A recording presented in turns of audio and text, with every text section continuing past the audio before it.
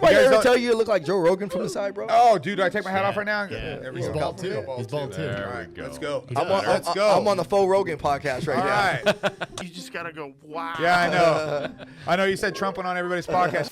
I think your biggest challenge is going to be the media. Oh, yes. And coming in as an independent, are they both going to hate on you? I don't know. So, yes, you're right. But the nice thing about living in 2025 in this digital age, you have stuff like this. We now have an ability to combat the media. I mean, like him or not, President Trump gave the blueprint. He said, look, he was on Joe Rogan's podcast, Patrick Bet-David's podcast, you name it. He was going down the line. In your breakdowns, is there common themes that came up in when you're breaking down these law enforcement videos?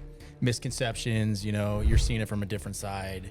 What'd you get out of that? Great question. So in my breakdowns, one of the things that I realized the most is that use of force is never designed to be pretty. I always tell this to people, what use of force do you know is ever going to be pretty? It's not designed to be pretty.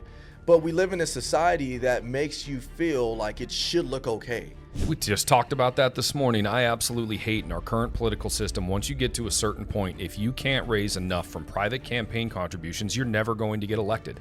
That's why people are forced to align with one of the two parties in our two-party system, where I tend to be a fiscal conservative, and I align a lot with that. But there's a lot of Republican policies that I'm not in favor of. We have normalized a deviant behavior to allow people in and all this stuff, and it's become normal to allow illegal immigration and not pay taxes for certain things and to allow these crimes to happen. How do you get back to the actual normal? I mean, that's how you get buy-in, right? And it sounds like you're taking the same principle from breaking barriers and you're going to apply it to this, right? It's completely common sense.